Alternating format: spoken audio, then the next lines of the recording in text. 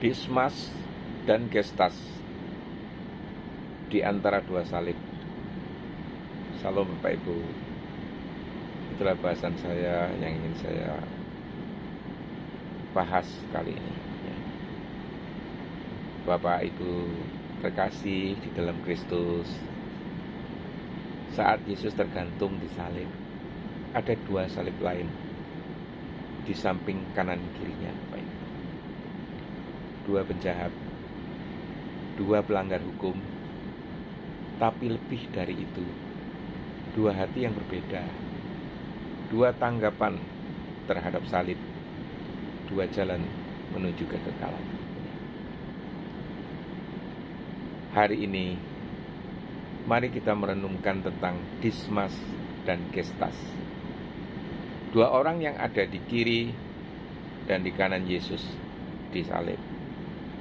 Keduanya berdosa, tapi hanya satu yang selamat. Bagaimana mungkin, Bapak Ibu? Yang pertama, dua penyalipan yang mengungkapkan hati manusia.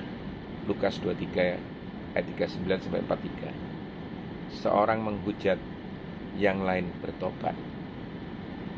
Siapa mereka ini? Gestas mewakili hati yang keras, Bapak Ibu. Jika engkau Mesias, selamatkan dirimu dan kami, katanya. Ia tidak ingin keselamatan jiwanya, Bapak Ibu, hanya tubuhnya. Dismas mewakili hati yang sadar dan kerendahan hati. Kami memang pantas dihukum, tapi dia tidak bersalah. Ia mengakui dosanya, tidak menyalahkan Tuhan. Lalu ia berkata, Yesus, ingatlah aku. Dan Yesus menjawab, hari ini juga engkau ada bersama aku di dalam Firdaus. Bapak Ibu, ada 3 kebenaran rohani yang mengubah hidup. Apa saja itu? Pertama, keselamatan itu adalah anugerah, bukan upah, Bapak Ibu. Dismas tidak punya waktu berbuat baik, tapi satu hal ia miliki, pengakuan dosa dan iman yang tulus. Kedua, tidak pernah ada kata terlambat untuk bertobat. Mungkin engkau sudah jatuh jauh dari Tuhan, tapi jika hari ini engkau datang seperti Dismas, Tuhan akan menyambut. Yang ketiga, Yesus masih menyelamatkan di salibnya, Bapak Ibu. Bahkan ketika disalibkan dia tampak lemah, Yesus tetap Raja yang memberi pengampunan. Jadi secara aplikatif, di mana sebenarnya Bapak Ibu berdiri?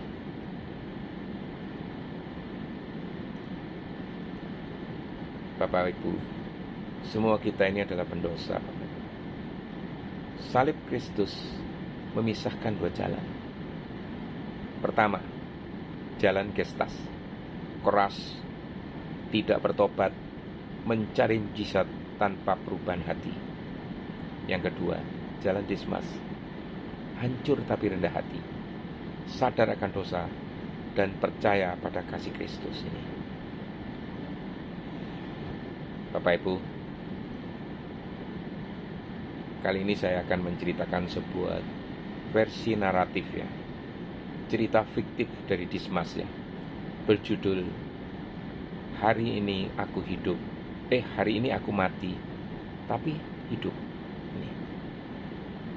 Saya mulai ya. Hari itu panas ya. Angin Yerusalem mengangkat bau darah, debu, dan dendam.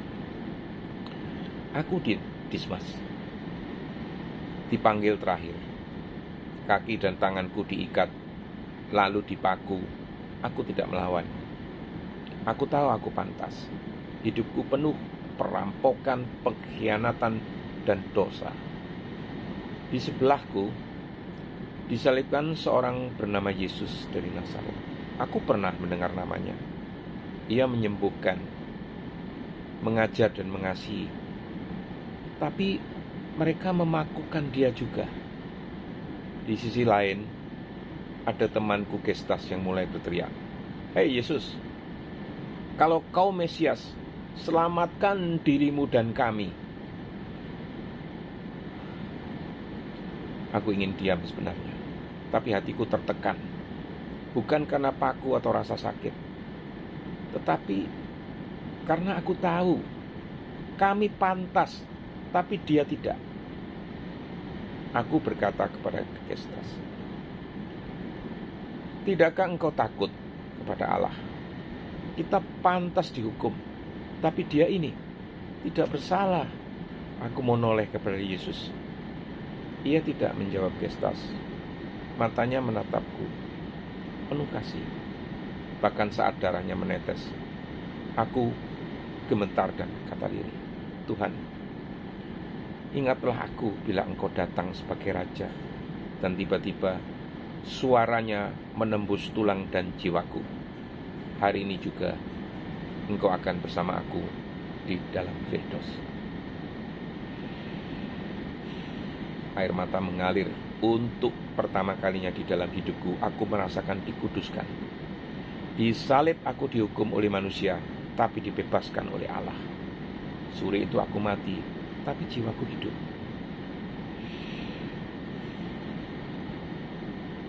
Hari ini Yesus masih tengah-tengah kita.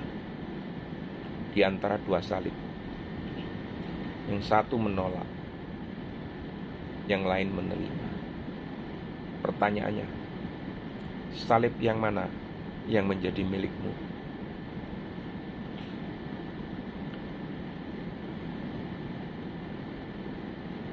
Lagi, saya akan membuat suatu drama pendek ya di antara dua salib. Ada Dismas di sini, ada Gestas, ada Yesus. Dan ada 1-2 orang prajurit ya, Bapak Ibu ya. Adegan pertamanya ini berlangsung di bawah salib ini, Bapak Ibu. 3 salib berdiri. Dismas di kiri, Gestas di kanan, Yesus di tengah. Suasana muram, Bapak Ibu. Terdengar begikan orang ya. Suara cambuk samar-samar terdengar dan suara langkah prajurit. Gestas terengah-engah bersuara marah.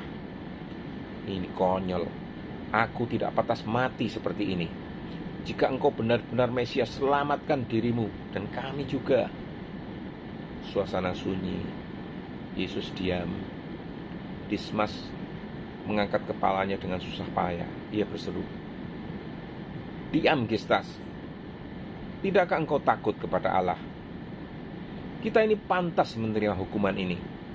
Kita pembunuh, pencuri, tapi dia," sambil menunjuk Yesus dengan kerling matanya, "dia tidak berbuat salah."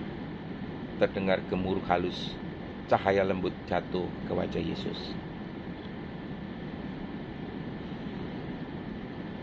Adegan yang kedua, pengakuan disalib.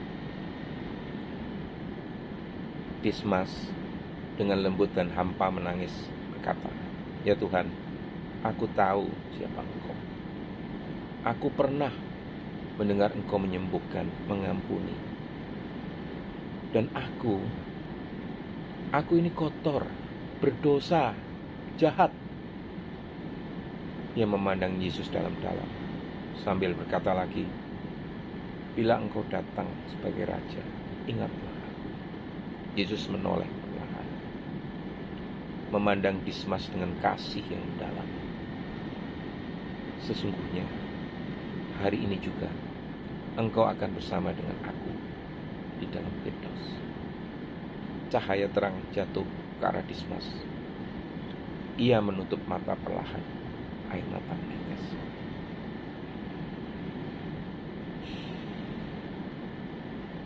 Adegan yang ketiga, kematian yang hidup.